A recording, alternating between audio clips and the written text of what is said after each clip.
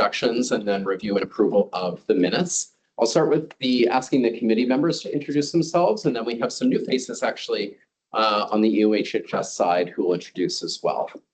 Julia, do you want to start and we'll go around this way this afternoon? Yeah, happy to. Hi, everybody. Julia Harvey from the Attorney General's office. Good afternoon, everyone. Jake Bazillion on behalf of Rhode Island Senate and the Senate President's designee, and I also represent this area in Rhode Island Senate. Good afternoon, everybody. Rich Leclerc from PHDH. Afternoon, Deputy Speaker Hall from the House of Representatives. Hello, I'm Mark Donnelly, the Chief of the City and Ports Fire Department. I represent Newport County. Hi, I'm Alex McAdoo, she, her, from the Brown School of Public Health. Rachel Farrar, Human Services Division Director from the City of Providence Mayor's Designee. Good afternoon, Patricia Vicente. I'm the Bristol County representative. Hello, Michael O'Neill. I'm the Director of Peer Services with Anchor Recovery in the Providence Center. And hi, everyone. I'm Brandon Marshall. I'm a professor of epidemiology at the Brown University School of Public Health and also serve as the non-voting chair of the Opioid Settlement Advisory Committee. I'll ask Kathy to introduce herself, and then if we have our new member as well, she's just stepped out. But why don't we start with Sil? Hi, my name is Sil Namasuthi. I'm the Interdepartmental Project Coordinator.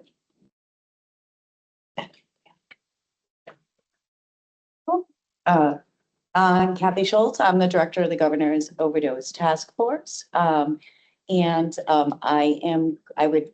pleased to introduce our new project manager for the Opioid Settlement Committee, Karen Flora. Karen, if you want to just give people a quick introduction. Hi, I'm Karen Flora. I've been at EOHHS for 3 weeks now. I'll be working on the Opioid Settlement Advisory Committee. Before I came to EOHHS, I was at BHDDH, working with Candace for the past 14 years, working on substance use prevention and some homelessness work. Kathy and I had worked together on a project called Cooperative Agreement to Benefit Homeless Individuals, where we focused on chronically homeless folks, dual diagnosis of substance use disorder and mental health issues. So I'm really pleased to be part of this group, and I hope I can do a lot to move this work forward with you. Thank you, Karen. Thanks, Karen. Welcome. Great to have you. And Tamara? Program evaluator with EOHHS. And Anna Novage with DOHHS, Assistant Secretary. And Sean? Sean Lacey, Representative Washington County. Right. And we have many guest speakers today. I'll introduce them when we get to that part of the agenda. So to start off, I'd like to ask for a motion to approve the minutes of the May meeting, which are in your packet. So moved. Right, we have a second, and all votes in favor, say aye. Aye. Any abstentions, nays? Great, and that motion passes unanimously. All right, let's go to the agenda, so if you will, 2 slides from now. We've got actually a packed agenda today, really it's a 2-act meeting. First, we'll hear updates from Kathy and Ben Hallowell on some settlement budget updates and 2025 fatal overdose data, respectively. And then we'll have our first public comment of the meeting.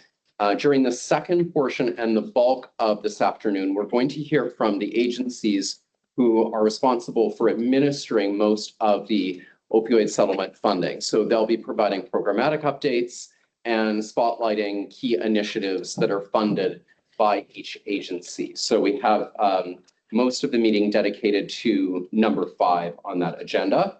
They won't be covering all of the funded programs. There's well over 100 by now.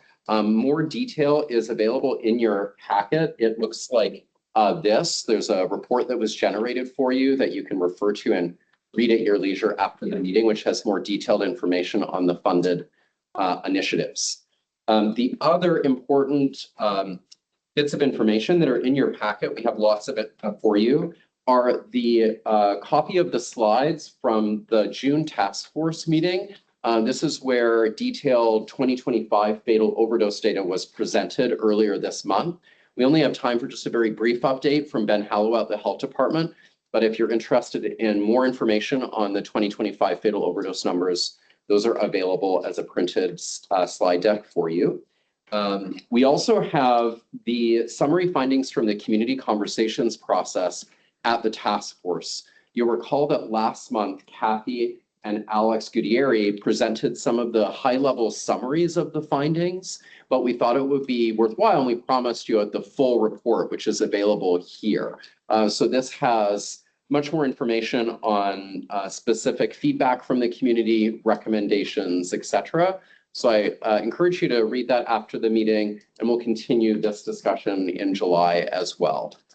So that is available for your reference. And it's also available as a PDF, which we can email to committee members after the meeting. It's also available online publicly at preventoverdoseri.org. And finally, we have the slide deck for today. So lots of paper for you to follow along with. Okay, I think I'll turn it over now to Kathy, unless I missed anything in the intro, Kathy. Oh, we have one more member coming, I think. Hey, do you mind introducing yourself quickly, Lex, and then we'll get started? I'm Lex Perez from Project Working. Thanks, Lex. Great to see you. All right. Sure. Yeah, so I'll turn it over to Kathy, who'll provide an budget update before turning it over to Ben.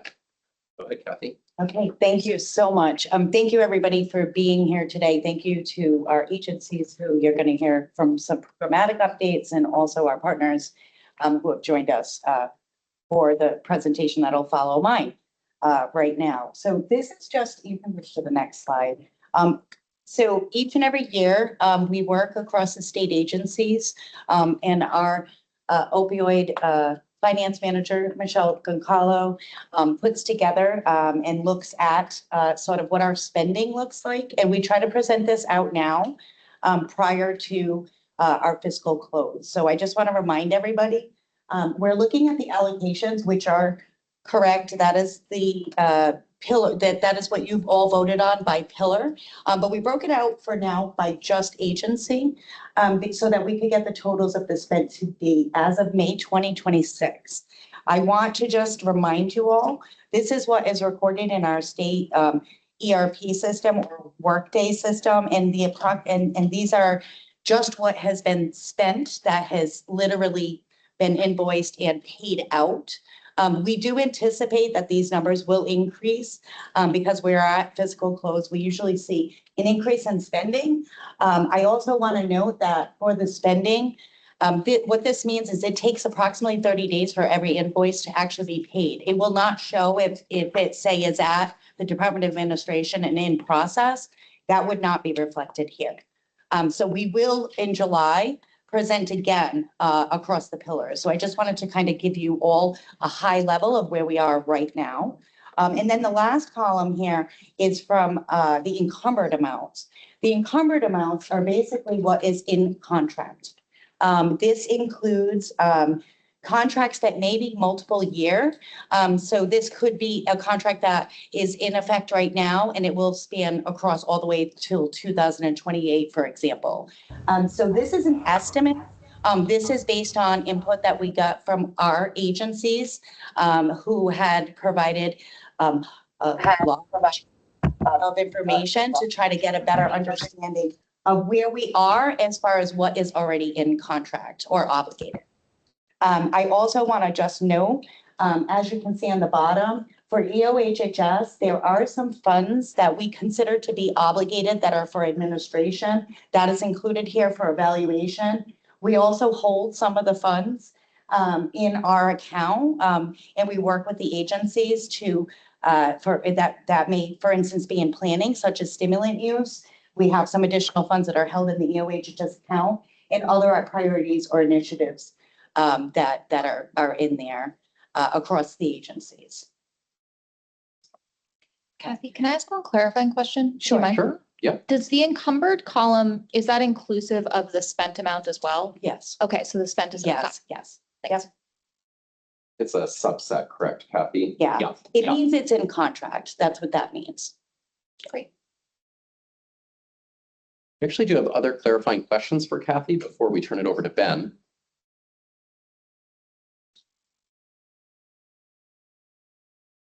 One other point that I want to make about this too is in the July meeting, if you're all interested, you're going to get an email with the link to this. The Office of Management and Budget, in partnership with the Executive Office of Health and Human Services, had done a SUD survey for fiscal year 23. We also did another one for fiscal year 25, and that actually just posted about 2 weeks ago. We are going to be presenting that, and that's going to give you a bigger picture of all of the spending around substance use disorder. So this is just high level for now. There's much more information coming in July, and we will break it out a little bit deeper into pillars around spent and some of the programs. But today is really focused on the programmatic updates.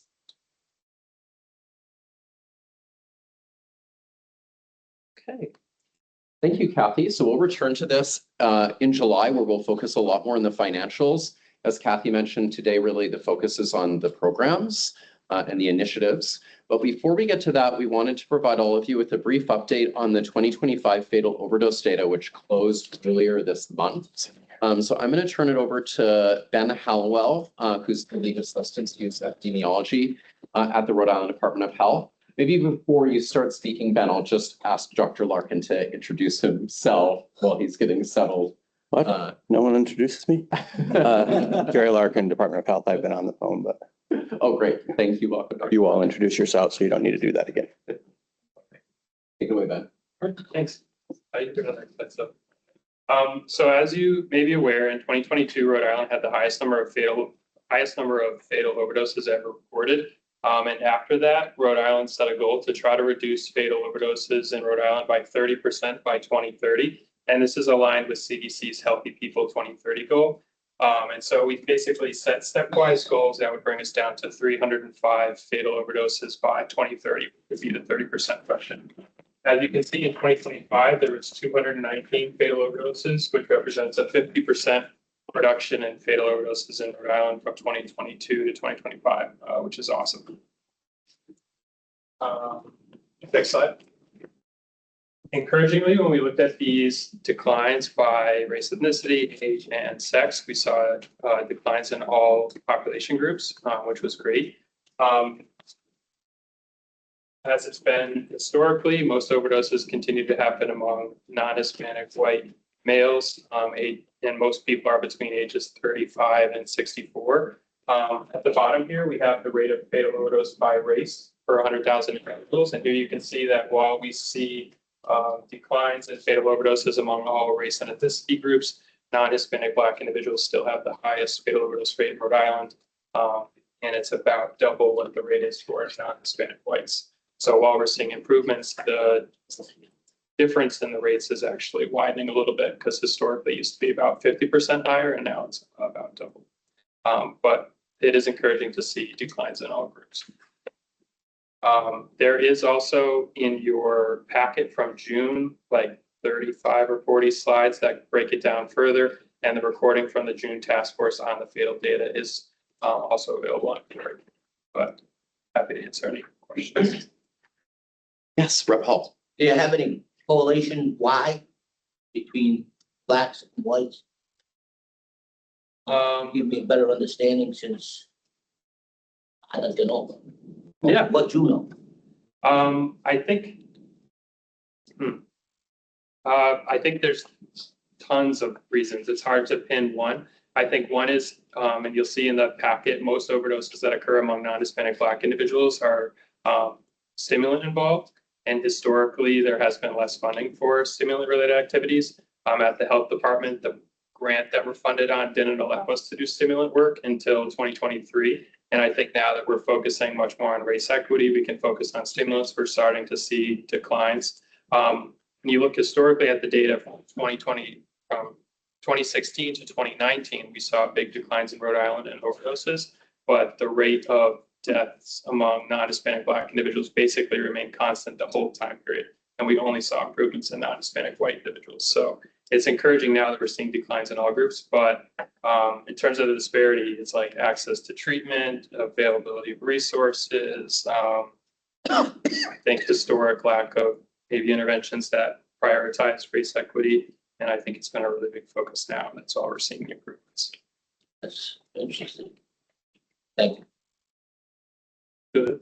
Ben, thanks so much. This is really helpful. I'm really interested in the differences over time by age. It seems as though there was more parity across age groups in earlier years, and now there seems to be older groups that are having more significant impact. Do you know what that's attributable to?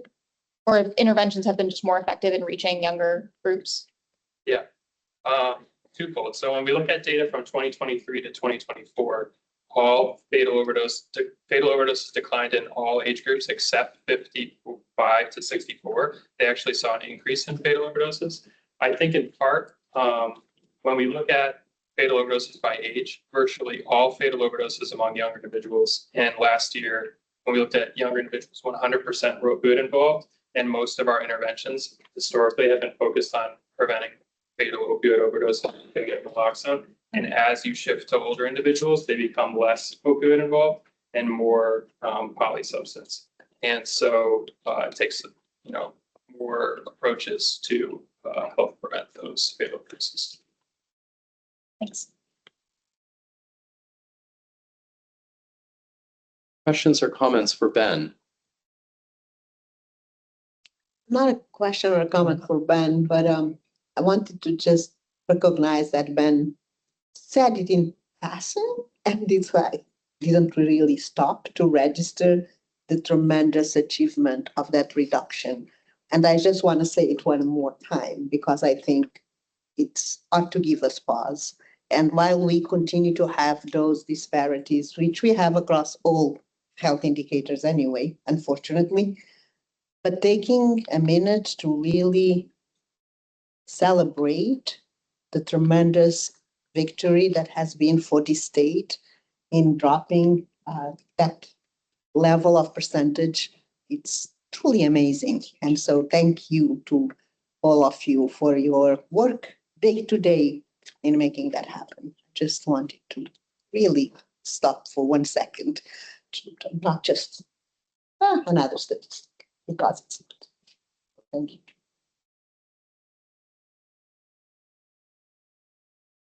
I just reiterate, when was the last time we saw 215 or similar numbers? If you go back a slide, so Yeah, I think it was around 2012. 2012 or 2013 was the last time we had. It's a long time. So to repeat that, 2012, when the epidemic, before the task force even existed. 2012, everybody.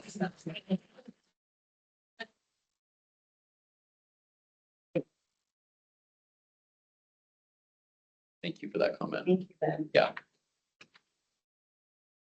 Any other, Alex, did you have a comment, Alex, or just to indicate? Okay, great. Yeah, that sounds good. And I will just editorialize by saying I know we don't always like to compare with other states because the way that they count the data is different. And the final 2025 numbers for the nation will not be available until actually this December. The provisional data indicates we are leading the nation in some of these declines. And these are not being observed in every state, actually. There are, in fact, increases, particularly in the Midwest, Nevada, Colorado, Arizona.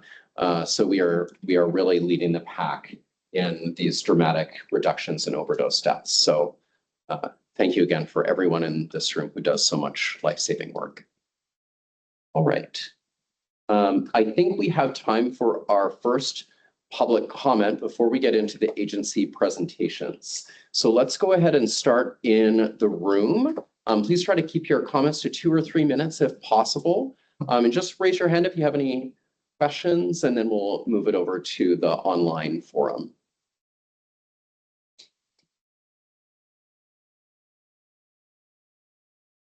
Oh. We have one more member. We have one more member that joined us. Thank you. Welcome, Magistrate Valentino. If you'd like to introduce yourself, that was a great job. And apologies that I'm late. But Amanda Valentino, been on the bench for the last 3 years. I currently sit on one of the calendars I sit on is drug court, which will soon to be. Very close to that. So I had that this morning, so I apologize for being late, but happy to be here. Thanks for having me. Any public comments? Room, and how about on line. So any chats? The only chat was, there was a question about supplemental, about the packets. And I just want to remind those in Zoom, in the room and also on Zoom, we do have the recording, the slides and the supplemental information that will be uploaded on the EOHHS website, which is also linked to the Prevent Overdose RI settlement page. All of the documents All that the documents. we print are also available online every month. Yeah. Yes, Director I'll Larkin, declare please. myself a member of the public. Could you go back to that last slide for a second? So I'm struck not just by the drop, but the magnitude of the drop in 1 year. Because if you look at those numbers, they arguably are circling a mean, and then it's 2025, there's a significant drop. That gives me pause as well for two reasons. One is you always wonder, okay, now what's going to happen? Is the other shoe going to drop? But I also wonder also about the fact that that correlates with the opening of the harm reduction center. Oh. And I think that differentiates us from every other state. And I think that's a great segue to the programmatic updates too, because we are going to be presenting on the overdose prevention center today. I wanted to beat you to it. You can present it. I could probably present it, but I won't. Yeah. No, that's a great point. And most of the New England states are seeing declines as well. So there are certainly some regional phenomena going on, probably due to the drug supply. But to your point, we are doing And that's 100 differently in Rhode Island. That's 110. That's 25% of the in 1 year. In 1 year. Yeah, it's extraordinary. It's extraordinary. Well, 25%, 33%. Okay. That's actually a good segue to our first agency presentation. So I believe Naya and Tara will be presenting on behalf of the Rhode Island Department of Health. They'll be focusing their updates on the harm reduction and infrastructure portfolio. So Naya, take it away. Thank you. I think I need the microphone. Anyway. Hello, everybody. I'm Naya. I'm at Rhode Island Department of Health. I'll be representing the Drug Overdose Prevention Program today and talking about the work of the harm reduction organizations in our state, and in many ways, this is provide support and care, basic needs, other prevention information, all the things to help keep people safer. So I think this is in the packet. I think everything is pretty in the packet, so you can review this more closely in your own time. But essentially, the goals of the program are to provide harm reduction supplies, basic needs, that includes naloxone, and overdose prevention education in overdose hotspots, but also to target populations that are disproportionately impacted by overdoses, and to connect people to treatment, recovery, housing resources, health services, when they're ready and able to engage in these services. You can see that the program, yeah. All right, anyway, the programs are made up of graded funding between federal, settled in, stewardship, et cetera, also in the packet. And we usually collaborate bi-weekly or so with these organizations to make sure that we are able to share surveillance data, to talk about the issues that are arising so we can hopefully address them together, and then collaborate on the physical response even as needed. So the organizations will support each other in different areas to make sure that we're really filling gaps that exist. Many of the organizations also support the work groups of the task force, attend the meetings, and their engagement is really, really crucial, really central to the decision-making for our program, because it allows us to remain flexible and adaptable to what's happening in the community, because a lot of the times they're the ones that know first what's going on out there. Okay, next please.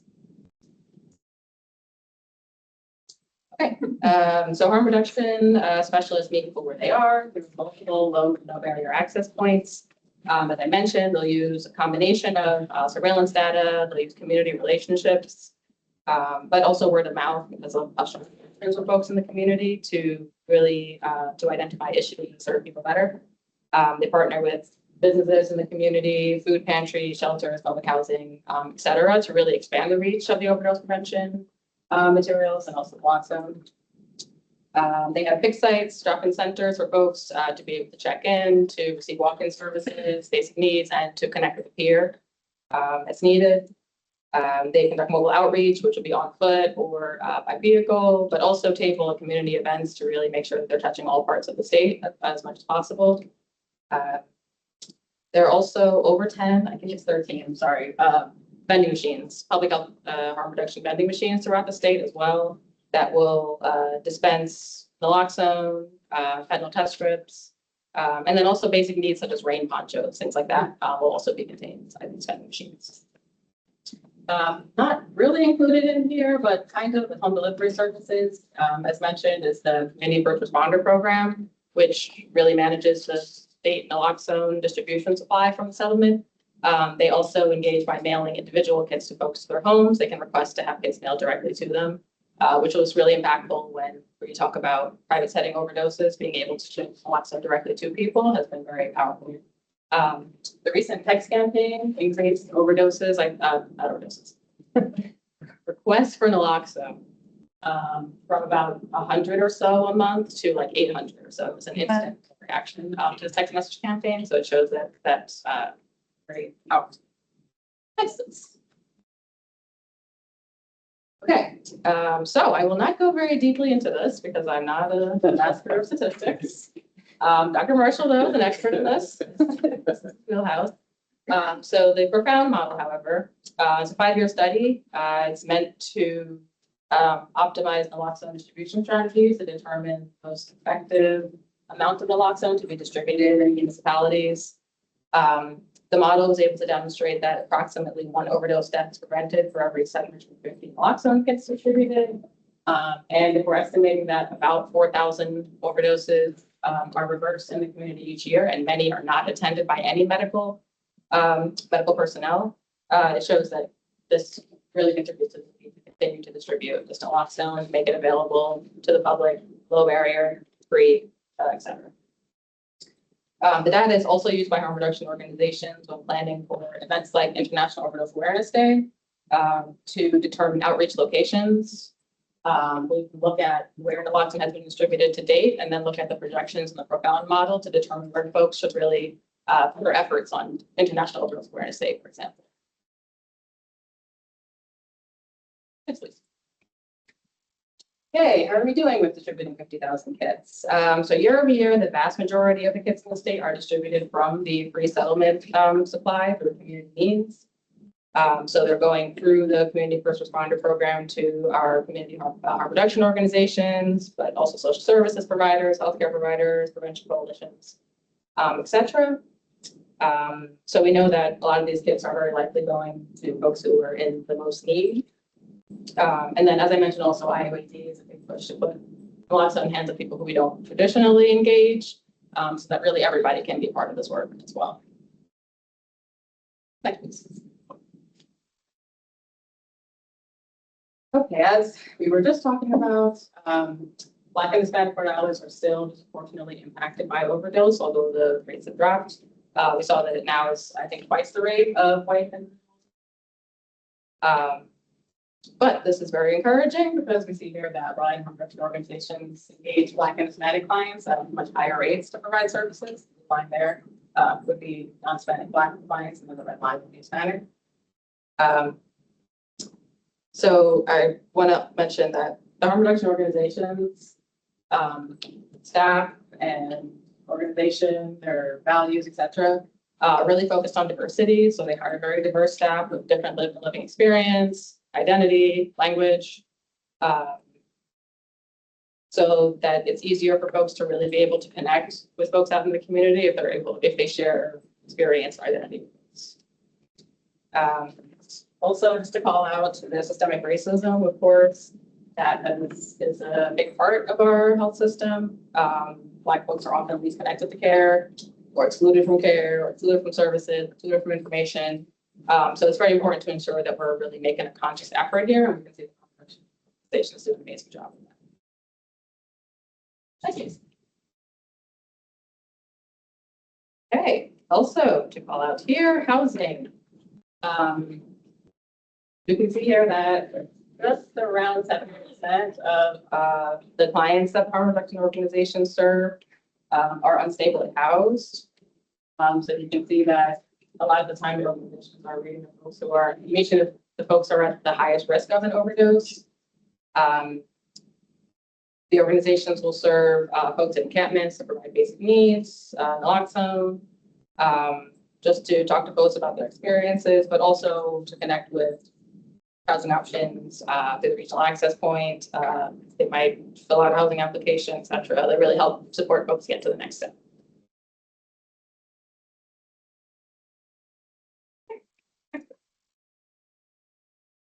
Okay, and this is a summary of all of the harm reduction organizations. They serve generally between 2,000 and 3,000 individuals per quarter.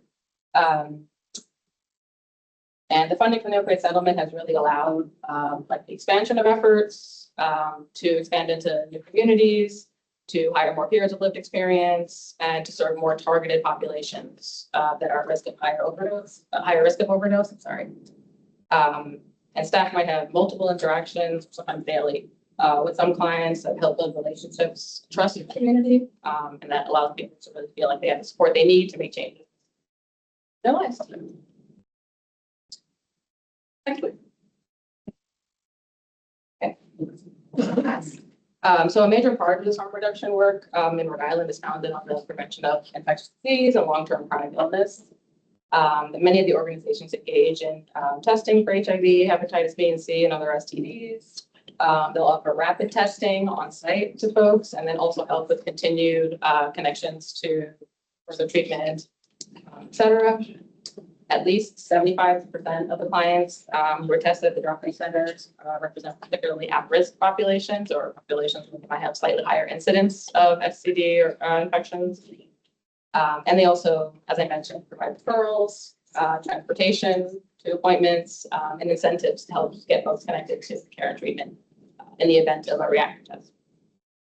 Because of this, new HIV infections among people who use drugs remain lower than 5 per year.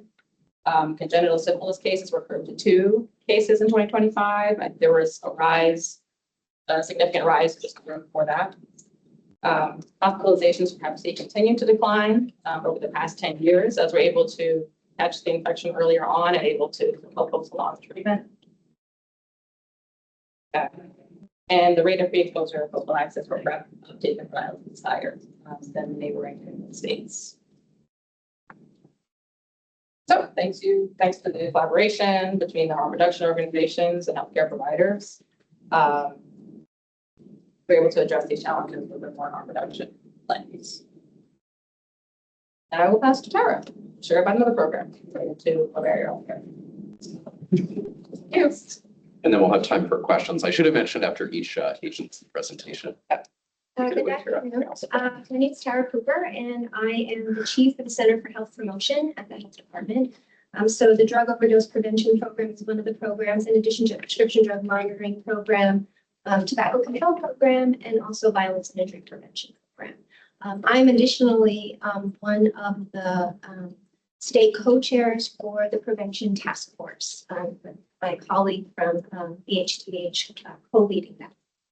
So today, we're going to talk to you about another harm reduction activity that's happening in our state. It is the Bridge Clinic Pilot Project, and that is through a contract with Addiction Care Today, or ACT. So the ACT Clinic provides wraparound post-overdose care, including addiction treatment, management of withdrawal, social supports, and counseling. And so the clinic is located on the Rhode Island Hospital campus, and it is just over the bridge from the emergency.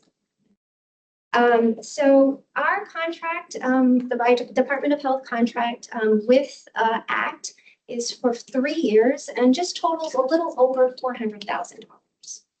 Next slide, please. So the project was launched in March of 2025. And the goal was to expand care for 5 days, 40 hours per week. Emergency departments, clinics, community-based organizations across the state can refer patients to ACT after an overdose, or patients can walk in without a referral. The ACT Bridge Clinic aims to reduce barriers to care and connect individuals in all stages of drug use and recovery to services. And again, harm reduction is central to their mission, and they provide non-judgmental care. ACT provides rapid evaluation, treatment initiation, counseling, and connection to services. So each patient's care plan is unique and tailored to their individual needs. Enrollment in treatment is not required to access services. And although ACT is primarily a walk-in clinic, patients can choose to schedule appointments for follow-up or care, returning when desired. The flexibility of this clinic is unusual in addiction care medicine. The clinic is staffed by an experienced team of providers, including addiction medicine physicians, nurse practitioners, social workers, and patient navigators. And the team includes people with lived experience of addiction and recovery. So this project actually funds 2 positions, one full-time addiction medicine social worker and also a patient navigator. So care episodes can range in length from a single encounter in the walk-in clinic to multiple visits. And some patients may choose to continue receiving treatment.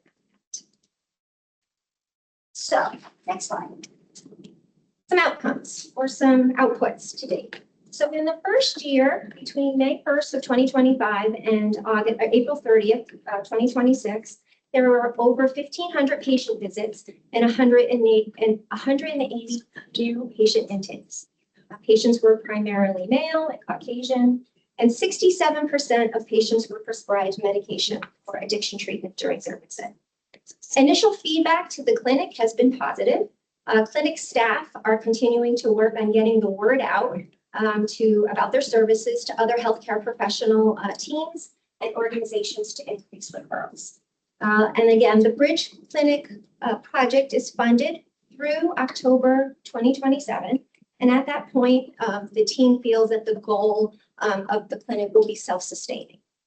So settlement funding has been really critical for this project to start up with initial costs and again, to fund these 2 positions.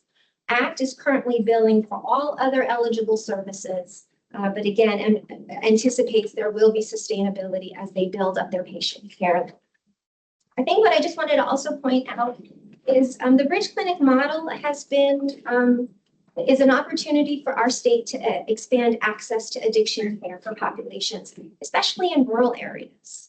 So the model and structure that we have seen and some of the initial successes was part of our state's Rural Health Transformation Grant application that we are proceeding to move forward, and that the state will be partnering with hospitals to create embedded bridge clinics to provide on-demand substance use and addiction care for and so that will be evolving in the next several months, and there'll be more information to come. Slide. This is the infrastructure at the Department of Health related to substance use and overdose activities. There's a number of programs here that are listed. We don't have the time today to get into that, but I do think what is important to note is some of these programs were in existence prior to settlement investments, but the settlement investments have allowed for us to be very flexible in the work that we want to try to do and to some of the constraints that NIA has suggested or alluded to. The federal government in the last several months or the last year and a half has been difficult with some of the work that we really want to do in the harm reduction infrastructure. And so the investment that we have made in the state with all of your buy-in is really critical to continuing to see and support individuals who use drugs and to help them along the continuum of care. So we just wanted to note that and talk about the integrated approach at the health department, but not just here. It is across the state with our sister agencies, with community-based organizations, with healthcare professionals. It is tenement to what happens across the state with our whole of government approach that's led through EOHHS. And we're really proud of the success we are having, and we're looking forward to continuing to do this work with all of you. So thank you.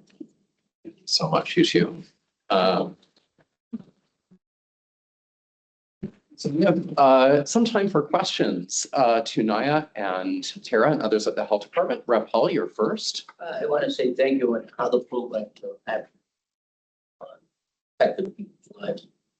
But I understand we have a tough administration that's in Washington right now. how creative are you getting to work within the structure so that we can use the dollars to get where they need to be? And creative, meaning work within the system. I know how difficult it is with the administration that we're dealt. What are you doing for that? Well, I think there are certain allowable costs that are clearly spelled out in our grant guidances. And then it is how much we can leverage what the federal dollars are giving us. And then again, working within our RIDO leadership, working with EOHHS and our other state partners, because sometimes we may not be able to cover it in our grant, but our good friends at the HDDH say, we have some flexibility here. Or again, sometimes the last case scenario is where can we fill in with settlement or stewardship? But again, it's trying to be creative and really listening to our community-based organization partners also, because they're really our boots on the ground. At RIDO, across the country, there are local health departments and then there are state health departments. We have the pleasure of doing both here because there's only one. And so we have to be able to have that local health department. And again, our community-based organizations help us do that in this work, but then to have that policy and assurance level of work at the state level. So we're not just siloed. There's a lot of conversations that happen just within our department. But again, we're fortunate to work with a lot of incredible state agencies and the leadership at OHHS to help us do this work. Thank you. But we appreciate any feedback or additional ideas that you all have. Thank you, Tara. Other questions or comments? I would note too that for each agency, we have this overview slide. The health departments was slide 10, and that shows you the funding breakdown. So you can see, I think alluding to what Tara's highlighting, the total investment from the opioid settlement, and then other sources of funding that supports the work, which does include, for example, CDC overdose data to action. So we wanted to make that clear and give a view on how, in many circumstances, the settlement funding is braided with other sources, which does, as of today, still include federal funds. Any other questions for the health department? Yeah, Rachel. This might be more of an EOHHS question, but it's related. I know we've talked about this before, but I can't recall. When is it that the TIVA settlement for the naloxone ends? And do we anticipate that is going to have a major impact, or is there sustainability planning to be able to reach the number of kids we need? So it was for 10 years. And it began in 2022, I think. So I think we are good for 10 years from 2022. Very important point though, because we need to keep that under consideration. We are already a few years in, and we will continue to get the 50,000 kits for now. But it is something to just keep in mind as a body. And we're going to continue to monitor that. And we work, and to Tara's point, we not only work as agencies, but we also have some ad hoc groups that we work together across the agencies, specifically on buprenorphine and the naloxone TEVA settlement. So thank you for bringing it up. I appreciate it. Yes, Director. So Representative, I just want to expound on Tara's very good answer. Thank you for the question, because I think it's a very important and serious one. We are endlessly creative. You'd think we were Picasso, but the real issue, though, is a substantial threat of loss of funding, not just for the Department of Health, but for all of the state agencies. And in particular, one of the programs you saw up there that actually helps inform this work a lot is the Prescription Drug Monitoring Program, the PDMP. And we did lose about $500,000 in that program. And we need to find that money somewhere. And it's hard to know for sure why. We kept on expecting the renewal to come through. This is the again, creativity of trying to communicate with this current administration. And we only got notified maybe 2 weeks ago when the funding had already we got some bridge funding to carry us through October, but it's going to be a serious ongoing problem. And we just keep on waiting for the other shoe to drop. some other questions, we could open it up to the public in a moment, but I just wanted to give any committee members another opportunity. I actually did have one question, speaking of naloxone, Ben, that you might be able to answer. The pharmacy naloxone seems to be going down. I was just wondering though, if that's an undercount, if that accounts for like over-the-counter naloxone that would be purchased Yeah, and so, not, yeah. so You that wanna is speak an to that? undercount. So Okay. in, I think it's August of 2023, pharmacies started being able to sell over-the-counter naloxone. And that isn't required to be entered into the PDMP, and there's no visibility on that naloxone that's going out. The downside would be they would have to pay in full. And normally if you get it at the pharmacy through a prescription or standing order, your insurance may cover it, so you could get it for free. Yeah, because we don't have that data, it's hard to know what the true number of kits going out to the pharmacy is. Alex? Yeah, quick question for Naya. You mentioned something about a texting program that had increased naloxone distribution. I was curious if you can just share a little bit more about that. Sure. Yeah, I realized I kind of stuffed all that in really quick. So this was, sorry, I'm very bad at times. This had to be 2 months now. This was a write-up campaign that was meant to target actually more rural areas that generally had less of a less naloxone distribution rate, to let people know about overdoses. The message was to update their first aid kit, and to provide the link to be able to request. So only people in certain municipalities, I think certain zip codes, if wherever your phone was registered, receive that text message, and then they could request directly from the text message for a kit to be delivered to their home. Our new dean of the School of Public Health got such a text. She Oh, texted me. okay. She lives in Cumberland, so presumably one of the targeted areas, and ordered naloxone. That's okay. Oh, great. Anything else? We should probably move on soon. Great. Okay, let's move along. I think Kathy is next, presenting on behalf of UHHS with just one program spotlight, I think, today. Is that right, Kathy? Great. Take it away. Thank you, everybody. We at EOHS are just going to present one program. We want to make sure that our partners, our state agencies have enough time. It's a very heavy agenda today. But if you want to go to the next slide, we're going to present today on the Overdose Prevention Center. And I know that this has been something that is fully supported by the Opioid Settlement Advisory Committee. And I just want to say on behalf of EOHS, and I'm sure our partners here at Project Weber New are here in the audience, thank you for helping fund this program. I also want to just know, as we heard from Tara, that this program is very much a whole of government program. The Department of Health, as Dr. Larkin had mentioned, the Department of Health is the regulating body of this project.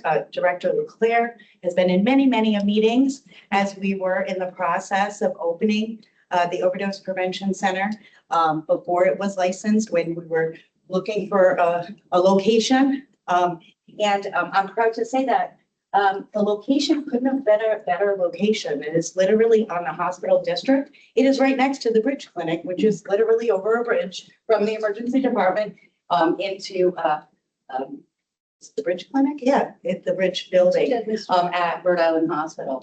And it's almost next door. Here are some of the highlights. I have very small print and I'm getting older and I'm losing my eyesight. You cannot see my papers at all. So if you see me looking on slide. This program, we had put an RFP back in 2022. We received one application, and that was from Project Weber New. Project Weber New had put in for that contract. And if you look in the funding sources, this contract is 100% settlement funded, and it began on March 20th of 2023. And right now we have a multiple year contract using the funds that were allocated by you all in your recommendations. And we are funded, it is funded through 6/30 of 2027. To date, the total funds were $6,593,000, and total spent is $3,843,000. and 169. But that does not count some of the invoices that just came in the last couple of months. So this is when we filled this out. So I just wanted to give you an overview of some of the funding and how this is all very much a whole of government approach. We work across all the agencies and to really make this happen. And more importantly, we really work with our community partners who really are the experts who help to bring this to fruition in our state. Next slide, please. And so here is some of the data. And again, I really can't see this on my paper, so I have to turn around. The Overdose Prevention Center is Rhode Island's largest center for harm reduction and recovery services. It is located in Providence, as I said, and operated by Project Fiber Renew. And it opened after finding a location on January 13th of 2025. To date, between January 13th, 2025 and May 31st, 2026, the OPC has documented 13,003 total visits, 946 of which are unique participants. So that's a huge number. I just want to remind everybody that that's only a little bit over a year. That's 13,000 visits with 946 unique participants. There were 211 interventions that have been conducted. 116 of those were non-fatal overdoses, 13 instances in which naloxone was administered. And the last I heard from the city of Providence, there were only 2 EMS runs. Is that still correct? Probably. Sorry if you remember, because I remember you said it in here. That's where that data came from.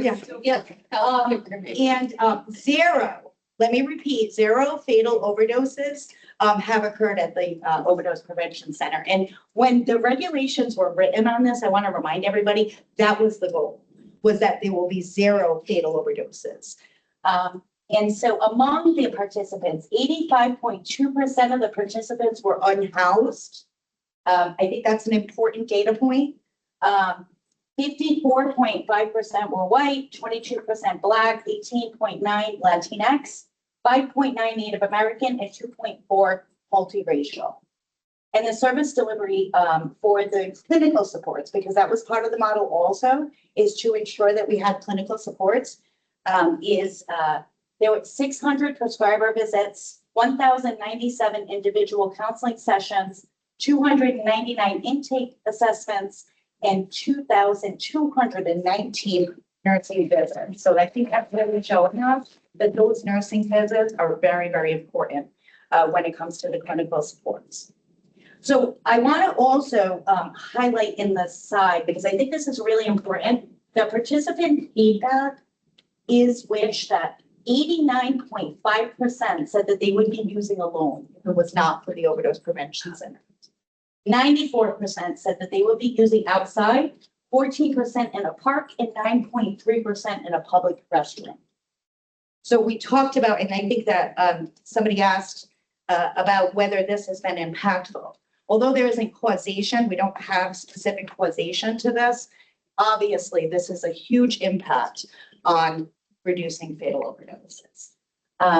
And so I also want to add, we didn't get a lot of the details of this, but I want to just say, because I know that many of you may have already visited the Overdose Prevention Center. The Overdose Prevention Center is also part of the drop-in center. Well, the drop-in, it's not part of, but the drop-in center is on the first floor.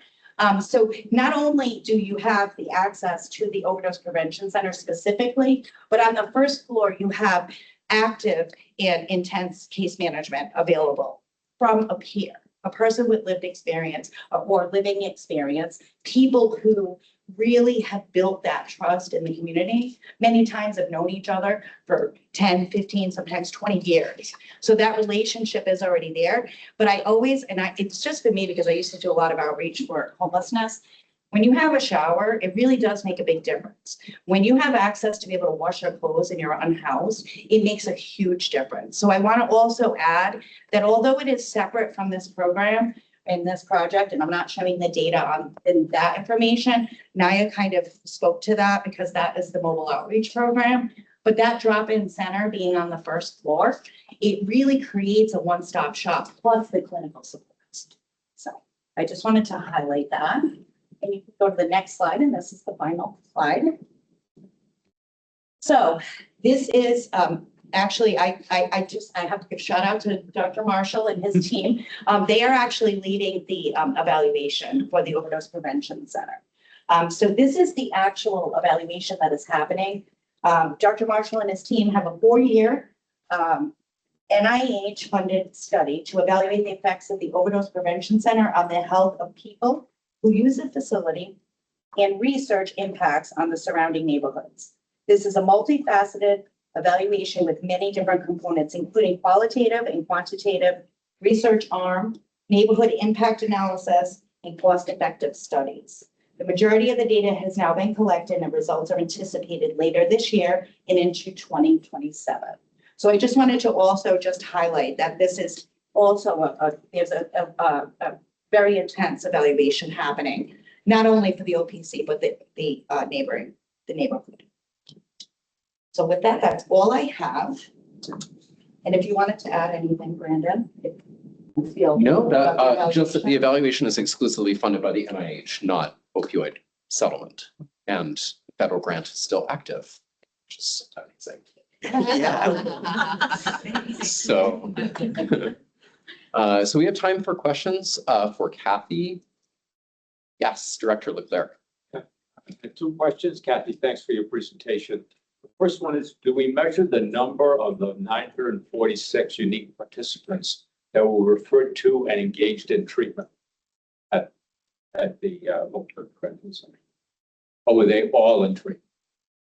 So you want to know how many of the folks of the 946 are already engaged in treatment? Were referred to as a result of accessing the prevention center, were whatever interventions were used, how many of them were then able to engage in treatment? I don't have the data broken down to that granular, but I don't know. And I know that we did invite some of our contracted partners, and I don't know if Colleen has the answer to that, but like Colleen, if you could give maybe an idea of sort of how that looks and how that works as far as the referrals. So one of the things that we're going through now is sort of how to connect the data from the Overdose Prevention Center, which is by law confidential. So we can't sort of connect people's individual information to victim. That's basically, because people are not, people don't have to give their full name and things like that, because that's the center. So we can see how many people are coming through VICTA from the building, but we're not necessarily able to see just from the overdose prevention. So the building is people utilizing all of our services. That's our drop-in services, like Kathy talked about. So we can give you the number of people who are accessing treatment from the building, but we don't have just specific to the OPC, if that makes any sense.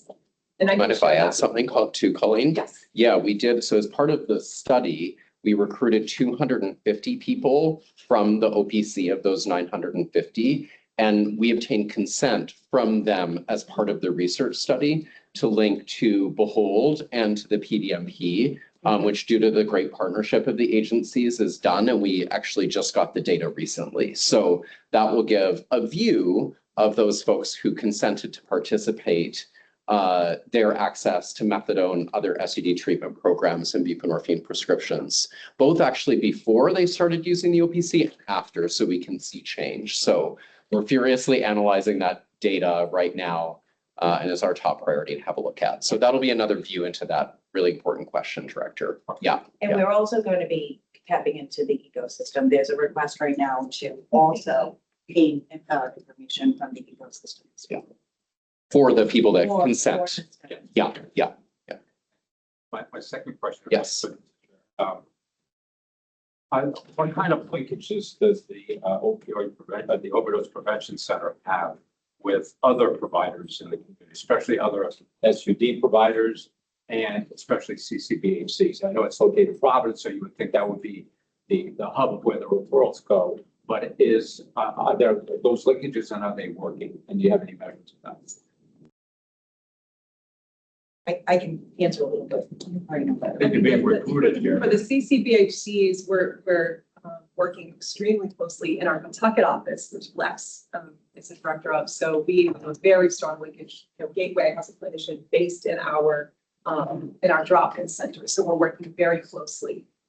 In Providence, we have a number of partners that we refer out to, that refer to us. The hospital, we're on the hospital campus, so they're referring to us consistently, back to them, street medicine team, numerous inpatient providers. We're partnering with probably almost every healthcare facility in the state. Other questions from the committee? Excellent. Great. And I wanted to highlight as well that in the report, which I mentioned earlier, is a lot more information on other EOHHS funded initiatives. So we don't want to give the impression this is the only one being administered by EOHHS, but is one of the largest contracts. I'll now move us along to BHGDH, which actually will be speaking about many funded programs today. So I'll invite Candace up, and then Linda will take it away shortly. Thank you, Candace. Yeah. For those I haven't met, I'm Candace Rogers. I'm the Associate Director for Prevention and Recovery Services at BHGDH. So I'll be talking about 3 programs today, 2 recovery programs, 1 prevention. And then I'll hand it over to my colleague, Linda Mahoney. If you want to go ahead to the next slide, we'll get started and we'll start talking about recovery housing. Recovery housing is a program that we've had in the department for decades. For those of you that have worked with us for a really long time, you'll remember it from our time back at the Access to Recovery Grant, ATR. And so we have been slowly working on expanding the bed capacity and getting more houses on board so that we can get more people into recovery housing supports. The way the programs work is we offer up to 18 months total of funding support, a 1-year award and a 6-month boost that you can use at a later time. We're looking to make some changes on that to make that 18-month period more flexible over time with the new data system that'll be coming out that'll allow us to do it. But for now, what we have is 702 beds across 59 different properties across the entire state. There are 17 different providers that operate those 59 properties, and 217 beds are brand new starting January 1st of 2026. So what happened with that new bed capacity that came on board is that we saw a 50% decrease in the wait time between December and June. So it's dropped 50%, which was a huge win for us at these. We're in this time right now, I think we all recognize that housing is more expensive than it's ever been, and it's harder to ascertain than we've ever had it. So that was a huge win for us. 217 beds coming on board was a huge break. The interesting part here is the 217 beds were not paid by the opioid settlement dollars. They were actually paid through an MOU that we have with the Executive Office on Housing on a federal grants award that they have and have to spend for that specific purpose. And so, knowing that the wait list still exists, we are going to be putting out another RFP to accept more recovery house applications. We do expect that there will be some, because the Executive Office on Housing also worked with several owners of properties to rehab these properties. And so we know that there are some other certified houses waiting to get on state contracts. So this number is only going to go up. I did want to break down, you'll see that there are more men's programs than women's programs. This is done specifically in alignment with the need. So basically we allow folks to come on board. A lot of folks will say, you know, we have some flexibility. Does this house need to serve more men or women? Does it need to be more gender neutral? What do you need? And so we work with them when they're able to be flexible to fit the population you'll see on the next slide. So if you go to the next slide, I did want to give some demographics. So just breaking down the race ethnicity, you'll see that the primary population that we do serve are white males. That is what we see mostly in the house. However, I also wanted to point out that the average age of residents is 45 years old. So it is a little bit of getting up into the older age range, which aligns with the overdoses that we've been seeing. So that has been good. We go, I think, to the next slide. Oh, okay. So it's just a slide. I did try to keep it brief because I know that we're on time here. I did want to point out that for the last state fiscal year, and this was through mid-June, we took the numbers as to mid-June so that we have the slides as up to date as we could. There were 934 residents that were placed in recovery housing, paid through recovery housing because of this program. So again, we're going to use the settlement money for more beds coming online, and that number will only go up in the next year. The peer recovery specialist internship program is newer. So workforce development was one of the major priorities that came up through the Governor's Overdose Task Force Recovery Work Group.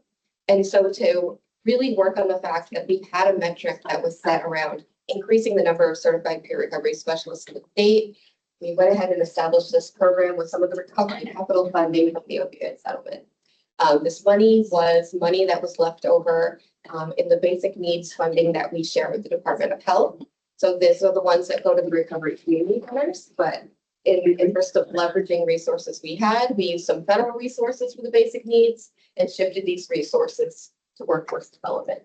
So we work with ThriveCares. The ThriveCares, their goal for this program is 12 internships a year is what we're aiming for. They get supervision both from the internship placement site, which has to be able to support somebody in long-term recovery, doing this work. And so we can hit that number. We were at 12. The third cohort of interns will start in July of 2026 on this funding. And then I just sort of outlined some of the ways that they are supporting these peers as they're going through training.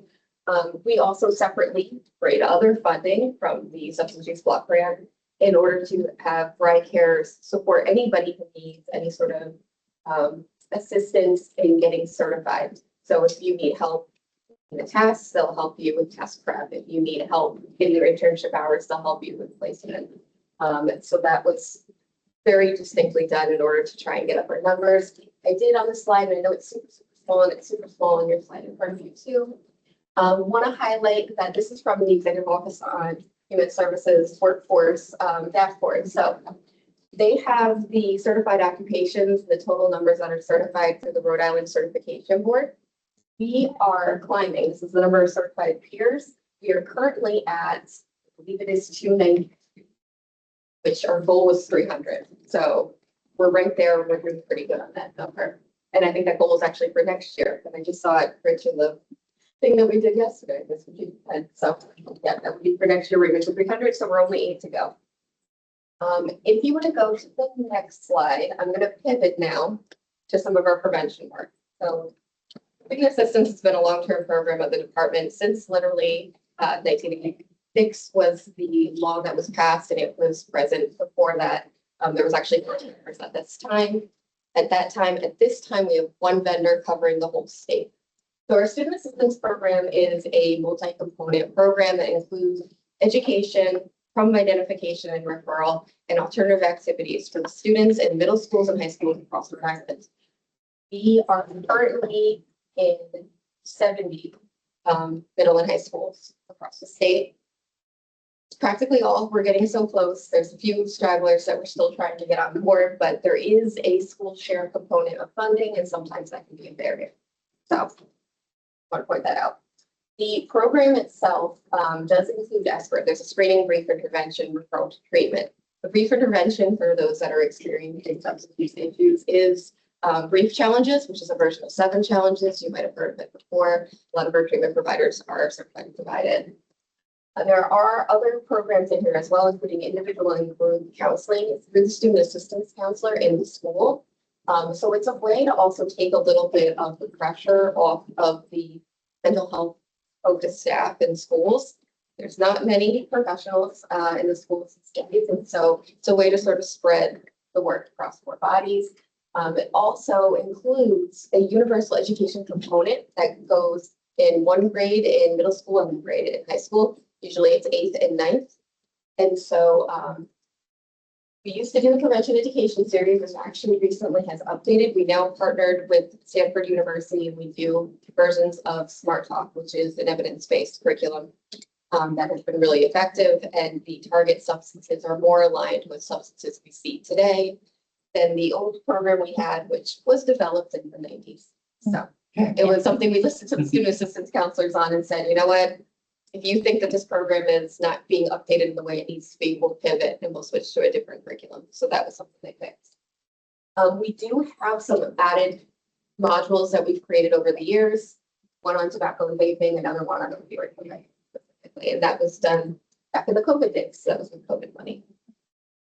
If you want to go to the next slide, I did want to highlight our goal that we had set was kind of twofold. The first was that we were in the middle of redoing their entire data system.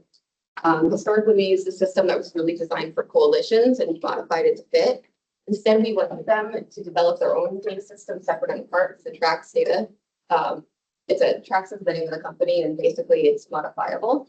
So now we're actually able to capture data in a way that really responds to all the components of this program that need to be tracked.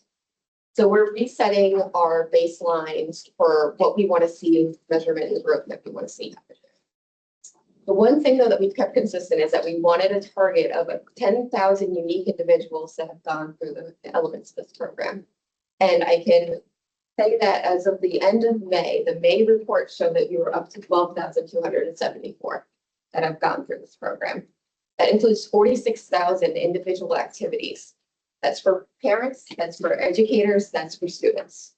So 46,000 is the number of times people are experiencing the different elements of the program. Using the 12,000 students number, I just want to go ahead and give you kind of a breakdown of the demographic, because there is a higher proportion of the LGBTQ community that is served through this program because they are referred into the program. So you'll see that there's oversampling there in terms of the number of non-binary, transgender students. And then we do still have an issue of capturing some of the unknown other. You'll see that number is still very high. It's because they're all getting used to the new data system. So that number should go down and we should be getting clearer demographics. I also wanted to show some of the race ethnicity data that we have here. So the majority is white Caucasians, which does align to the state's demographic, but you will see that there is a bit of oversampling of it's more than one race, and Black and African American, there's a bit of an oversample, but we again are still getting at the unknown proportion that we're not capturing. Great, and so if you want to go to the next page, I have also, yes, actually ethnicity as well, so you can see these demographics. But again, we will have more data next year as well, because two of the metrics that we're working on getting what the baseline would be is the number of referrals. So we've seen the number of referrals go up drastically because they're now finally being captured appropriately. So we're waiting for the end of this year. We'll set the baseline and then we come back. Baseline and what the performance goal will be. And then the other one is around the brief intervention component. We want to know how many people are getting screened and we want to know how many people are getting that brief intervention. So that's really the next set of metrics that are going to be coming from student assistance. Is that okay on time? Perfect. Okay. Yeah, so we're gonna turn it over to Linda to close us out with the treatment pillar, and then we'll have some time for questions before our last public comments. Hi, my name is Linda Mahoney. I'm the Associate Director for Substance Use Treatment at the HTDH. I'm also the state and federal designee as the State Opioid Treatment Authority and the co-chair of the treatment work. Small state, lots of it. All right. So this is just the overview. I think I really wanted to make a point that the goal or the program description is to offer quality treatment to all Rhode Islanders, regardless of their income, their disability, race, their age. So that's our primary goal. This is a summary of all the activities that I'll go a little bit more into detail, but we'll go on quickly. Men's residential treatment, a new 16-bed facility is expected to open in August, which we're very excited about. Took a little while, got there. A woman and children substance abuse program is starting at CCA today, which is really exciting. There's a first impressions matter program that we did do this year, and that was to improve the cultural trauma and the facilities, the substance abuse residential facilities. The question was asked earlier about allowable expenses and unallowable expenses. Some of our residential facilities haven't been able to do some of the improvements they needed to do because they were never federally allowed to spend any money on bricks and mortar. So we have the sustainability plan is to look at the substance use residential facilities. We gave them some funds. How do you improve the first impression when you walk in the door, to reduce stigma, to reduce discrimination, and just to brighten up the place to be more welcoming? Because again, they haven't had the funds to be able to work anything bricks and mortar forever. Adolescent residential facilities, we have two vendors. We are desperately looking for a location. Anyone in the room has a location that would like to contact me. I will buy you coffee, lunch, dinner, looking everywhere underneath the sun. Stimulant use disorder, Dr. Chan's out here. Show a picture of him. MOUD, uninsured, so we're averaging about 62 clients a month between all 5 agencies for individuals who have no insurance or are significantly underinsured or even undocumented that need MOUD. There's no reason in this state for someone not to go to treatment if they don't have insurance, or even if they're undocumented, because we're able to use the settlement money, where I'm not able to use any of that federal money. I want to thank EOHHS, and I want to thank the committee for allowing us to do some of the work that was not allowable, federal money that we would have to discontinue. But I just want to reiterate that.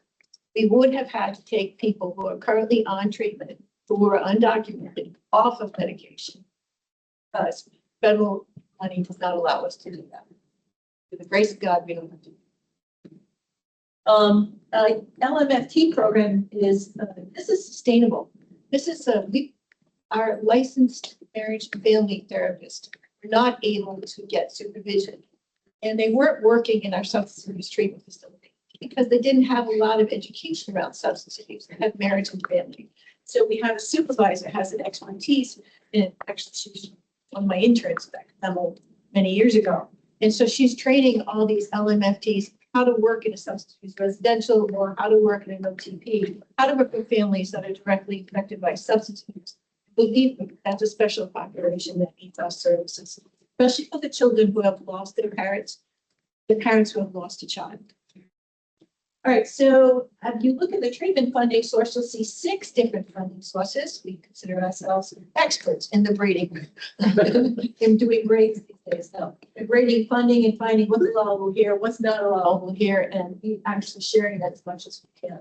What's still missing? We still need to work on getting funds to our opioid treatment programs, the sustained first impressions program. Next slide. So this is a picture of Zinnia Healthcare. They opening, this is open in this is the facility we spent a great deal of money for it. The building that was left unintended for almost 2 years. So we had to get rid of debris. We had to stop from the get-go. Fire marshal, take down walls, do everything that needs to get in. But this would have left unattended. And this was a substance abuse facility. If we didn't find the funds to do the bricks and mortar. They opened up in August. We're expecting to 16 male facilities there, and that's very exciting. Next. This is a picture of first impressions. That middle picture is the waiting room. If you look to the left, that couch there was the waiting room. I don't know about you, I wouldn't want to drop my child there. I would want to drop an adult there. I would want to sit there. That couch looks like it's been around for a couple of decades, and it was. So it is now destroyed, and we have a nice admissions office. If you look at the top 4 agency improvements, which I'm really excited about. There are chairlifts where there's no chairlift before. There is access to those with disabilities by having an elevator or an outside ramp. All our buildings were tested for lead paint, which haven't been done in years. So these buildings are now looking beautiful. And just to be able to be handicapped and not access the building. We had open beds, it just didn't make any sense. So thank you. Next. Talk about shift center. Yep. We had to move our Amani program quickly.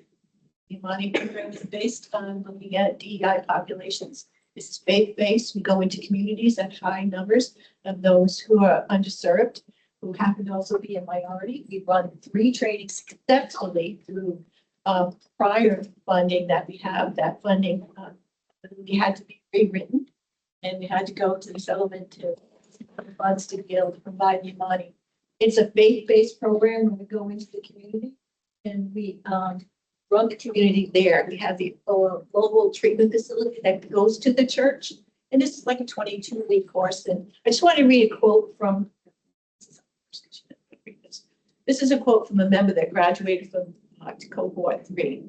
Cohort 4 starts at the end of June. We have 3 churches that will be involved. They've all been trained by Yale University trainers in a program, a wellness program. This is a quote from a gentleman who graduated. He looked at me and said, I started this journey with no one. And I was very unhappy with every part of my life. Amani has changed my life drastically. I put in the work. I did the work. I utilized all the tools for my change. But most importantly, I found my people. Nice quote. Nice, good word. Next, just some cohorts about Imani race demographics, and we are seeing 39% American, 33% Native Caucasian. We have several populations that are still either not noted or other, but we are reaching the African American population because that's the churches generally that are signing up to be part of this program. In the right-hand corner, you'll see that's like you'll see the Rhode Island. This is the Open Doors program for stimulant use disorder, and they just started and already giving us some data and trying to be an underserved population, and that's generally men having sex with men for methamphetamine, which is a population that really needs treatment, but getting acceptance and getting services, the perfect relationship with us and Dr. Chan's program. Next. This is another population that would not be served. This is the medications. This is methadone. These are expected just to be 7 months. Actually put in the billing for May yet. That's that 30-day wait. Like that. We're averaging about 62 people who are coming in that are able to get methadone that normally, as I said earlier, would not be able to. Thank you. Next. And there's Dr. Chan. Dr. Chan's program is mirroring a program that is run in Boston Medical Center. It's called the START program, a treatment program that is really a drop-in center that allows people to get services and use contingency management, which is an evidence-based practice that really addresses the only evidence-based addresses stimulus disorder. So he's doing wonderful and expanding the one we do. Next. That's me. So thank you very much. Great. Thank you. That's great. Yeah. So we have a good amount of time for questions and comments to the HGDH staff or in general. This is the time for discussion, about 20 minutes before we move into our second public comment. So committee members, please, questions for BHGDH or comments on what you've seen so far are welcome. Yes, Director Leclerc. A comment. Yeah. That I think we saw on, I think, slide 28, there were 934 individuals in recovery housing last year. So just to note that without that program, probably mean 934 individuals with housing challenges and whose recovery would be severely jeopardized. So extremely important that continue and expand because we still have waiting lists. I also want to give a shout out to one of our colleagues, Senator Jake Bazillin, for his sponsorship and efforts in making recovery housing more enticing and freeing up some of the roadblocks that we've had in being able to get recovery housing off the ground.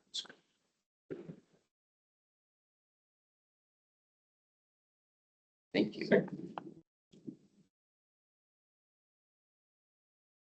Yes, Linda. Yes. One more thing. In your packet, you received Words Matter. This was a conference that we had with BCYF. It's stewardship based money. It's not settlement, but it's stewardship. And it was collaboration in how we can work better to treat adolescent services. And these are the words that we're asking. This is an action step for you all to take home because this is a working task force, right? Okay. So these are words that we're not using anymore. These are the words that we want people to start using. These are stigmatizing and discriminating. These are words that help ease the addiction, allowing people to see the substance abuse disorder. Okay. So please take that action, definitely take it far and wide, and correct people if they use the wrong words because you are members of the task force. Thank you. Yeah, Michael. I just want to comment that actually on a few of the presentations that I felt, but I'm encouraged by the numbers, right? Just say, because I've been around it for a long time. We're not always in this position. There's been a lot of work that's going into that. And I just want to applaud everybody for doing the work that they do. And also with regard to like recovery house, like to have those funds available. I know I oversee a couple of recovery centers and we get $50,000 each center every year, right? That we use specifically for recovery housing. And we spend that money every year. since it's been available, since, initially it came from this committee and then, SOAR funding was made available. But like the people that come into the recovery centers, they would be unhoused had they, if they did not have that. So also in expanding on the availability of recovery housing is critical. Different areas. I know it's hard to NIMBY and thoughts, backyard, but I appreciate everybody's hard work on that. It's a necessary, maintaining recovery. Yeah, that's right. And no, echoing the sentiments, thank you for everyone presenting today. Just seeing what is now on the horizon becoming available is very, very helpful. And a follow-up question for Linda. Not to put you on the spot, and I'm not holding you to any answer, but just regarding the women and children's residential CCA, which is huge, definitely need in populations that I see on a regular basis in the courthouse. Is there any idea of like time frame when that would be? And again, I'm not holding you to it, just out of my own curiosity. I'm on the spot all the time. Okay. You'll appreciate the cutting. The women's program is what it's called the John's House. They're in the licensing process right now, which means that the fire marshal has to walk through the building to make sure that everything is off. And they're very close to adding things that are important. We're looking at the fall right now. It's the summer, but it's been pushed out. Yeah. Thank you. I appreciate it. I understand. Great question. Yes, Patricia, you're up. This may be a question for you or for Kathy. Just a quick question. You had talked about the funding sources for the OPC. And you had said that they did note that there were more invoices coming in, but will you be on track to still use all of those funding sources through the end date of the program, which was 2027? Just looking at those numbers, and I was curious. So from my perspective, from managing the contract, and then I can hand it over to Colleen, we know what the spending trends are. The money will likely be spent all the way through. And I think the point is that as of that date, that's all of the FY27 allocation as well from the opioid settlement. So I just want to note that, and then Colleen, if you want to add anything. No, it's just the budgeting. I'm kind of thinking, Yep. little bit. Yeah.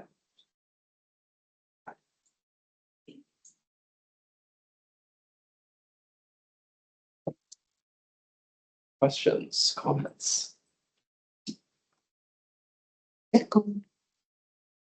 Yes, yes. Public, I don't know if I'm allowed to ask We a could question. certainly do that. Yeah, let's go ahead and do that. We'll move to public comment and then before. No, you go first. Right, okay. Just asking about the recovery housing. We serve like a large number of folks who are LGBTQ, especially trans folks. We talked a lot about the lack of housing options for those folks and the fact that they don't consider themselves to be men or women, so they're not fitting into either of those sort of houses, and they really find themselves out stuck. And that's been a real issue for us. Have you talked about that? Have you sort of maybe some incentives for folks to open houses? Like, I don't know, just thinking about how to get that population. Yeah, and so we definitely have RFPs and we highlighted some special populations that you're looking. We're also trying to do family style recovery housing, which we had no takers. Partly I think have to do with reimbursement rates when you have mother and child. That deal with the full rate for the child, unfortunately. So I'm still trying to work on that. And then it's similar. There's a rule to it that in order to be NARC certified, you also have to respect a certain level that households that are coming in. They're trying to recruit and find providers that are more open to the concept of it maybe not being so gender specific, maybe more gender neutral. You'll see right now we only have 4.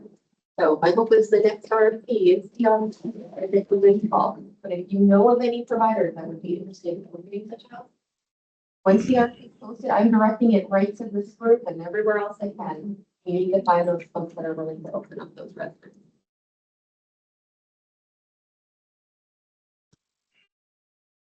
Yes, Director. So I actually had a couple different comments. One was with regard to the unmeasured Narcan.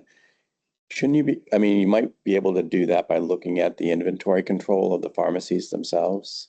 If they were willing to dispense with that We have reached out information. to CVS and Walgreens, and they do have point of sale data. And I think in 2023, it was only 200 or 300 kits that each pharmacy respectively sold. So we don't think that over the counter sales right now is a huge one. but Okay, We'd have to individually contact every organization that sold over the counter naloxone, and now it could be at gas stations or wherever. So we thought about tracking it, but because it would put more of a barrier on organizations and maybe discourage them from having it, we haven't really invested too hard in trying to find a way to monitor yet. okay, because we're also looking at this with Kratom where we actually can't, we do license the distributors, and so we can actually demand that information from them. And so that would be another way of going at it, even if the pharmacies can't give it to you, or if it's so many different venues that it's being sold in, you could actually go at the distributor. There's probably only a few in the state. I'm just guessing that. The other was, Linda, you said you were looking for a facility of some sort for adolescent treatment. We have put out an RFP. We have two vendors that we've been working with, and one is for males and the other was females. It's adolescents, age 12 to 17. But you're looking for, my more direct question. Are you looking for a building or you're looking? Anything, rent, lease. So there's the empty state health lab that is being sold, or we asked them to hold on that because there was some discussion at one point about making that a long-term acute care facility, but that's not going to happen to that. So you may want to look into that. How do you make coffee? I don't own it. The people own it. So I really would have no influence on it other than they tell me that they're gonna. So I would go to DCAM actually, because they're the ones that, We well, they may not be thinking of it that way. So may not think of that building as a. Thank you. you'd need substantial work, I think. Well, they have some funds, and we have some funds. Again, it's that rated funding, so. If there's a. Right. Well, true enough. Okay, just thought I'd mention that. The other thing is sort of to marry a couple of concepts that have come up here. One is the creativity and the other is the sustainability. And that's what I think you're getting at when you're talking about Project Weber Renew, in particular, the Overdose Prevention Center. And it sort of heightens the vulnerability of all of this funding because, maybe we'll get to the promised land in, how many days? A year and a half or so. And, drug use will be decriminalized, but they are particularly vulnerable because there is no federal funding. So that's true to lesser and greater extents for each of these programs, is that you can use federal funding. You can try and get creative when you think that the federal funding will induce some scrutiny that would be unfavorable. But that's really Project Weber Renew and the Overdose Prevention Center in particular is particularly vulnerable in that regard. And so, ultimately we have to find some, and because so much of these activities are funded by this settlement, in order to sustain them, we need to find money elsewhere. I know there's other settlement money coming, but I don't think it's going to be as substantial as we predict. But I think it's also one of the reasons why when we talk about the different allocations from the settlement money, to do them in the overall state context, that we know that our federal funding, like we always try to compare, and we've been challenged on a sense as a committee to think through, we're doing more for harm reduction than you're doing for treatment. You're not investing enough in treatment or in prevention, doesn't matter the pillar. But it's because for some of those other pillars, while there's risk, there's still available funding from the federal government, Right. from different grants. There's no grant for harm reduction. And so the settlement is it.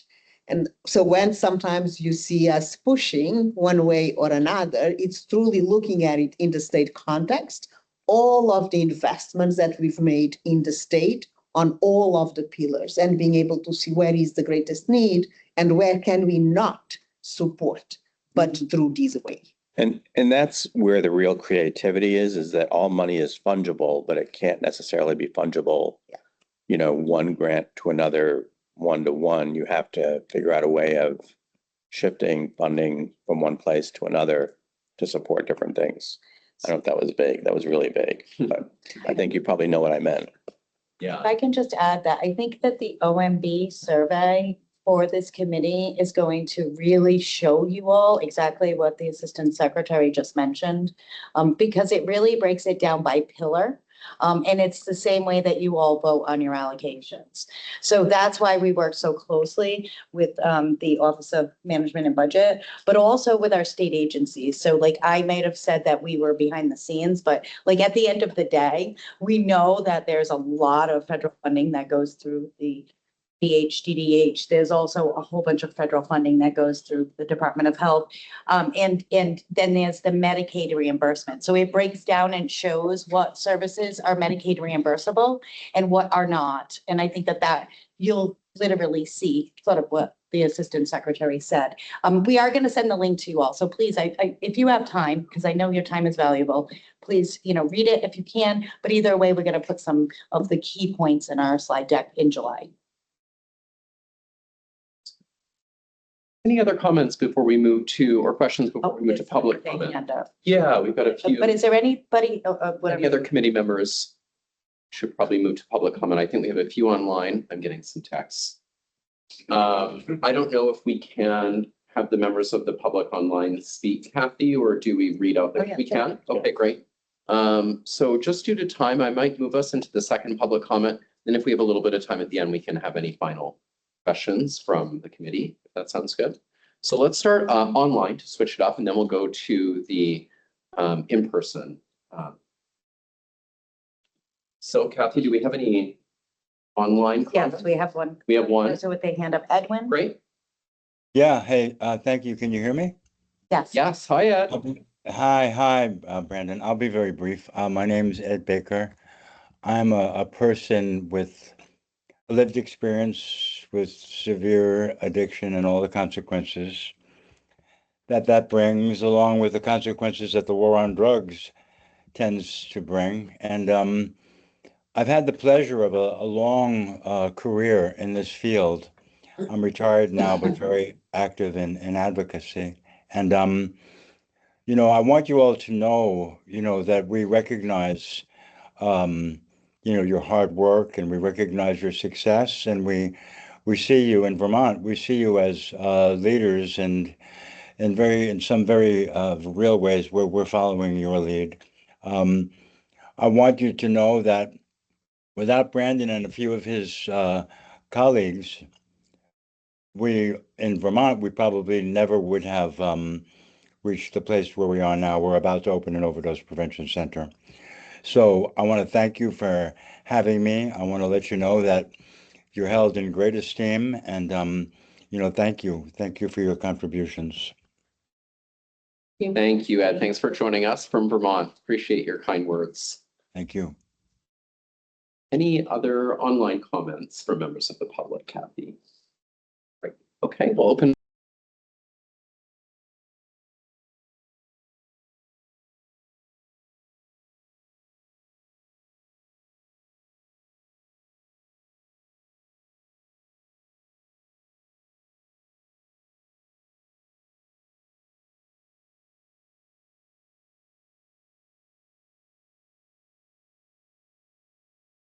At school, do you think there's something that we could do to help students who are feeling embarrassed or afraid to seek help at school because they don't want to be seen by their peers? Yeah. So part of the reason that the universal education component exists is so that all students are seen with an assistance counselor at some point, just generally, right? And that way they can identify the student, a lot of the referrals are peer to peer. So somebody will say, hey, I know you're going through something, or your parents are going through something. You go see Miss so-and-so, and they'll go down to the counselor. But then there is also a component where if you are caught with like a vaping device or something you shouldn't have at school, you are sent to the counselor for 3 minutes. And then during that time, that's when they screen. Figure out. So there's probably more than that. There's also like alternative events. They'll host things like free bomb parties or ways that the students can get to know the counselor. And what we've noticed, because we do site visits, we go on site, we'll actually meet students and with the counselor. There's a lot of times that can be like a really casual starting relationship. So maybe they were club, maybe they run an association, and then from that, they sort of just become like, oh, that's the student's first counselor. He's just another person. But if you have any ideas, especially if you were in a Rhode Island school that had it, I would absolutely love to hear it because every school is a little bit different. How that's embedded. Yeah. Thank you for your comment and thanks for joining us this afternoon. Yes. I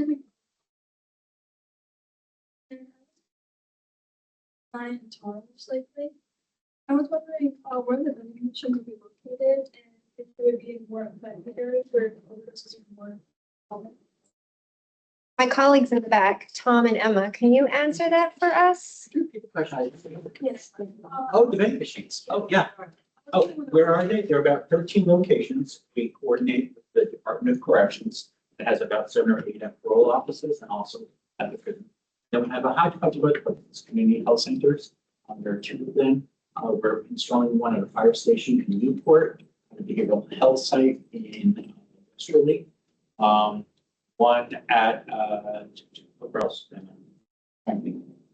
Thundermist, Kennedy Plaza. That one that has been spent. Also, and then also at some SUV sites also. So it's a hodgepodge. I want to acknowledge AIDS Care of Washington State just formed the relationships with the city. It's made it happen. So that's really great. We're also hoping one to get to English House very soon. So, no cost at all. No, it's just supported through settlement dollars for the most part. And we look for community partners who are willing to be on site and help us when we have the problem. AIDS Care Ocean State does contract with them. They do resupply. There's a Wi-Fi system, so we know if there are supplies that need to be built. And we do track as best we can the number of actually do it. Okay. And in general, if we're in our 3rd or 4th year, things have only increased. Thanks for asking. Can I add one more point? Because I think this is a really good success story to the vending machines. There is a vending machine that's actually because of it was originally funded through the Department of Corrections and it's at the probation offices. And so the probation office in Woonsocket actually is partnered with the DMV, and that vending machine was actually used to reverse an overdose.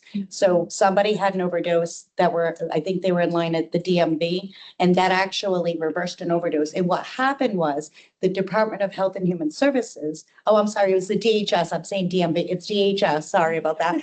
And the Department of Human Services, one of their walk-in centers, they actually have reached out and we've all connected. We have trained all of the DHS staff in partnership with the Department of Health a few years ago, and on naloxone training, and offered them all to be sure that everybody had access to the free naloxone. So that's just goes to show of like, even though it's a 24/7 and it's anybody can go at any time, it was actually put to use to reverse and literally save somebody's life. And talking about funding and the importance of funding, we tried to be creative when we were applying for the rural health grant. Everybody knows that we applied, we were extremely successful, 156 million. Creative. We had like 500. Everything was approved in that application, but 500 that we had targeted for what we creatively called public health vending machine to try to avoid any connection with harm reduction. And we put, among other things, we talked about chronic disease prevention education materials, but we needed to add some birth control and stuff like that. And it was absolutely flagged as the one thing that they asked us to change. 156,500,000 for vending machines. That's the importance of thinking of it statewide. What are we doing? What can we do with other funding, and what can we not do? Any other comments from members of the public? Yes, Colleen, the floor is yours. Think about it. Yeah. About sort of sustainability, and I take your point, Dr. Larkin. I think when and I've talked with Kathy about this, and I think with the committee about this, we talked about the overdose prevention center sort of as a budget. We recognize that we're putting it in the harm reduction budget, but so many pieces of it are actually not harm reduction. So we have victim services, which are treatment. We have, our prevention services. So we're, giving out condoms, we're giving out. So there's all these different pieces of what we do, and really portion of it, obviously, the direct services of the overdose prevention center.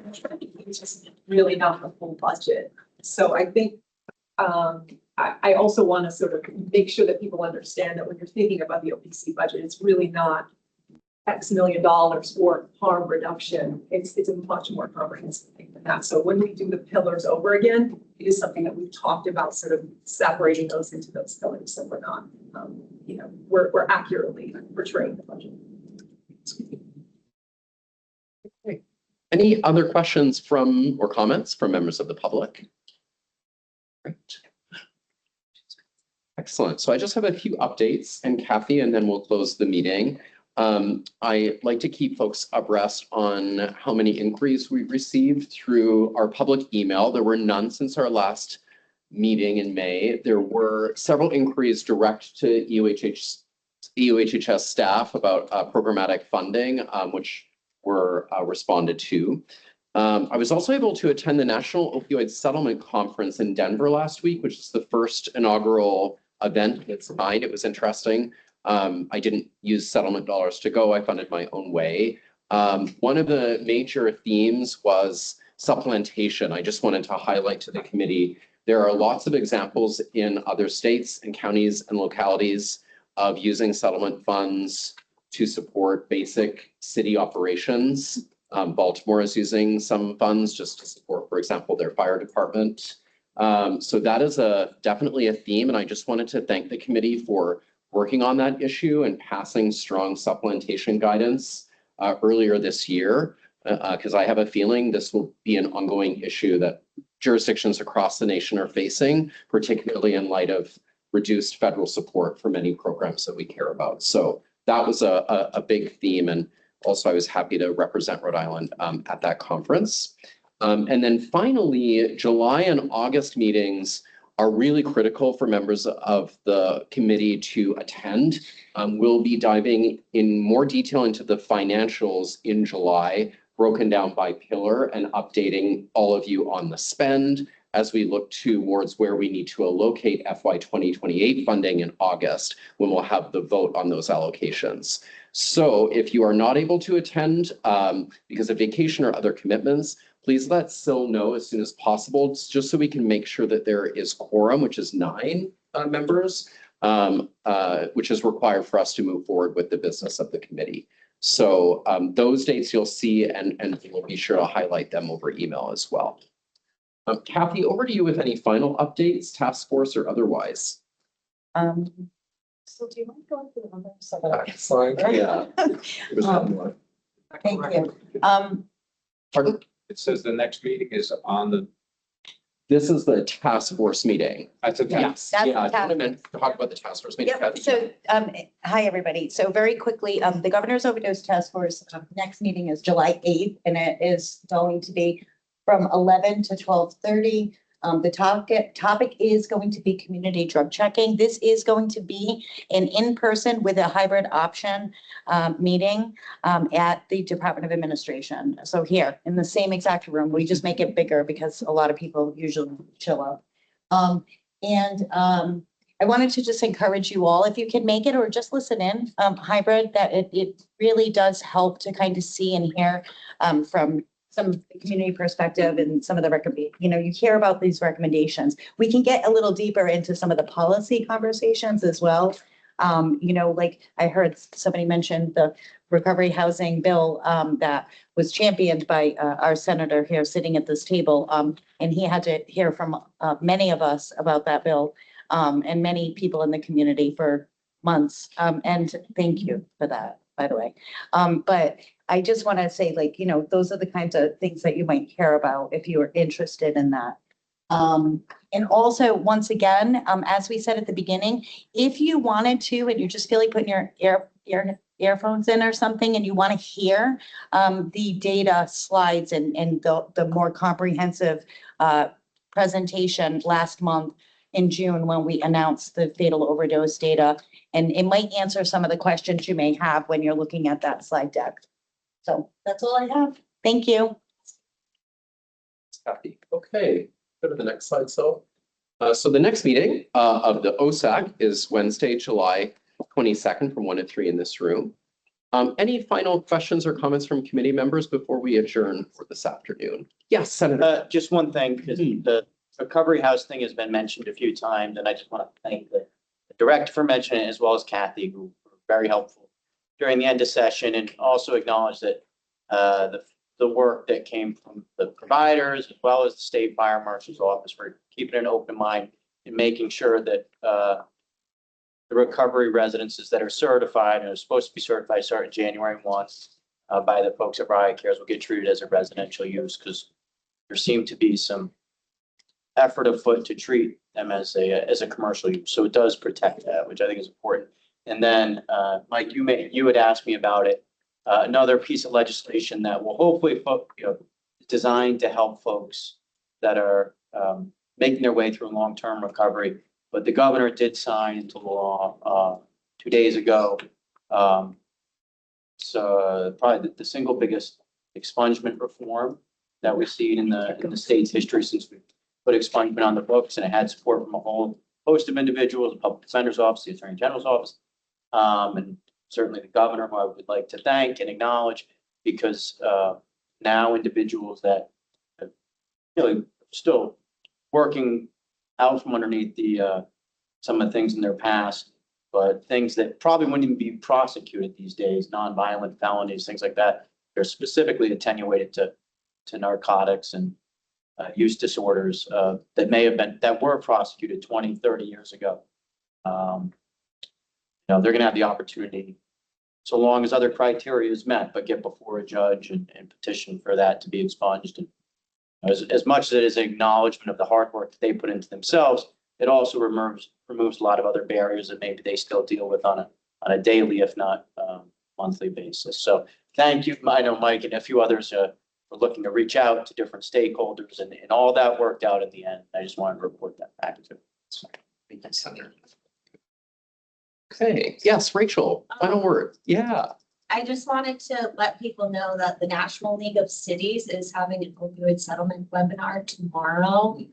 So especially for our county representatives, you might want to let the municipalities know that that's occurring tomorrow afternoon. I forget the exact time, but I can share any details if people are interested.